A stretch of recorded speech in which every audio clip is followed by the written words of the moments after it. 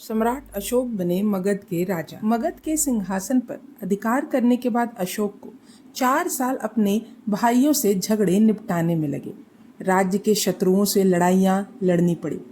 उसने सारी शासन व्यवस्था को भी बदला। सभी स्थानों पर उसने प्रजा के सुखों और हितों की रक्षा करने वाले अधिकारियों की नियुक्तियां की। इन सब कामों में उसे चैन की सांस लेने की भी फुर्सत नहीं मिली, अतः उसका राज तिलक ना हो सका। 4 साल बीतने के बाद एक दिन अशोक के राज तिलक का अवसर आ ही पहुंचा। अशोक की 2 रानियां थी, एक उज्जैन में रहती थी और दूसरी तक्षशिला में।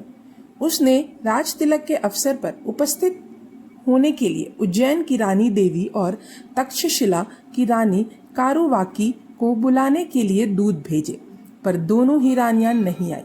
दोनों ने मगध के सिंहासन पर बैठना अस्वीकार कर दिया। उज्जैन में रहने वाली रानी देवी ने दूत के हाथ लिख भेजा, मैं मगध के विशाल साम्राज्य की महारानी बनना नहीं चाहती। मैं तो यहीं अपना जीवन शांति से बिताना चाहती हूँ।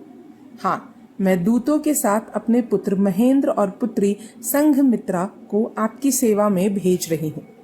दूसरी रानी कारुवाकी ने भी अशोक को लिख भेजा, राजा की भांति रानी को भी चतुर होना चाहिए, पर मैं अनपढ़ हूँ और चतुर भी नहीं हूँ। इस कारण मैं महाराज महारानी बनने के योग्य नहीं हूँ। आपका साम्राज्य उन्नति करे, यही मेरी इच्छा है। अपने पुत्र तीवर को यदि मैं योग्य बना सकी तो आपकी सेवा में भेज दूंगी। अशोक अपनी दोनों रानियों के पत्रों को पढ़कर बहुत दुखी हुए, पर दोनों रानियों की इच्छा में बाधा डालना उसे ठीक नहीं लगा। अंत में महामंत्री राधागुप्त की सलाह से उसने उच्च कुल की एक लड़की असंघमित्रा को अपनी रानी बनाना स्वीकार कर लिया।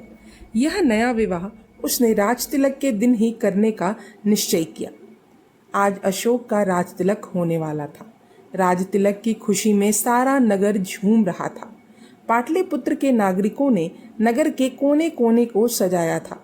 नगर के हर घर के द्वार पर वंदनावार बंधी हुई थी। स्थान स्थान पर मंगलगान और बधाइयां गाई जा रही थी। सारा नगर अशोक जैसे कुशल सम्राट को पाकर फूला नहीं समा रहा था।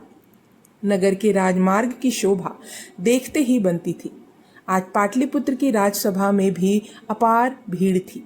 सभी उपस्थित सभासदों, मंत्रियों और प्रजा के उपस्थित लोगों के चेहरों पर मुस्कान और हृदय में जोश उमड़ रहा था। इसी बीच राजपुरोहित ने अशोक को राज सिंहासन पर बैठाकर राज तिलक किया।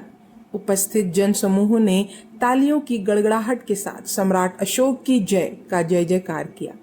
सभी के शांत होने पर सम्राट अशोक सिंहासन से मुस्कुराते हुए उठे और बोले, नागरिकों और सभासदों, मैं अपनी प्रजा को पुत्र के समान समझता हूँ। मैं प्रजा के लिए कितना ही परिश्रम करूं और कितना ही राजकाज करूं, पर मुझे संतोष नहीं हो। मैं सब लोगों का हित करना अपना कर्तव्य समझता हूं, पर सब लोगों का हित, परिश्रम और राजकाज को ठीक प्रकार से किए बिना नहीं हो सकता। मेरी दृष्टि में प्रजा का हित करने से बढ़कर और कोई कार्य है ही नहीं। प्रजा के हित के लिए जो कुछ परिश्रम मैं कर सकता हूँ वह इसलिए कि प्रजा के धन का उपयोग जो मैं ऋण के समान करता हूँ उससे उऋण हो जाऊं। जब प्रजा को इस लोक में सुख पहुँचाने के साथ साथ परलोक में भी स्वर्ग मिलना, तभी मेरे परिश्रम की सफलता है। पर यह कार्य अधिक परिश्रम के बिना बहुत कठिन है। आपने मुझे अपना राजा चुनकर जो उपकार मुझ पर किया है उसके लिए मैं आपको धन्यवाद देता हूँ।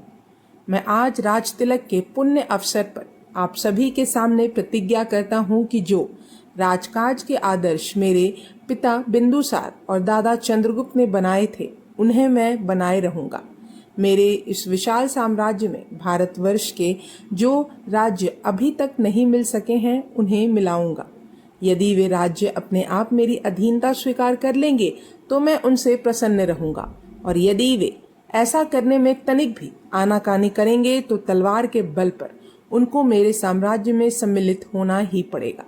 देश की एकता को बनाए रखने के बारे में मैं आज एक और घोषणा करता हूँ कि आज से सारे राष्ट्र की पाली राष्ट्रभाषा होगी।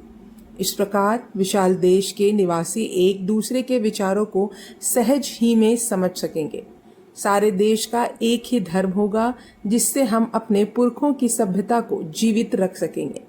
देश की एकता को भंग करने के लिए यदि किसी ने भी आंख उठाई तो उसका मुंहतोड़ उत्तर दिया जाएगा। सम्राट अशोक का भाषण समाप्त होने पर सम्राट अशोक की जय जयकार से आकाश गूंज उठा।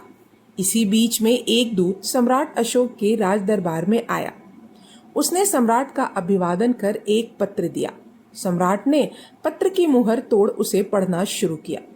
पत्र के पढ़ते ही सम्राट के चेहरे की मुस्कान उड़ गई, गंभीरता छा गई। यह देख सारे सभासद चिंतित हो उठे। कुछ पलों की शांति के बाद सम्राट बोले, कलिंग राज्य के राजा का यह अभिमान से भरा पत्र है। वह मेरी अधीनता स्वीकार करना नहीं चाहता, पर मैं अपनी प्रतिज्ञा के अनुसार कलिंग देश को अपने साम्राज्य में मिलाकर रहूंगा, चाहे भयानक युद्ध ही क्यों ना हो।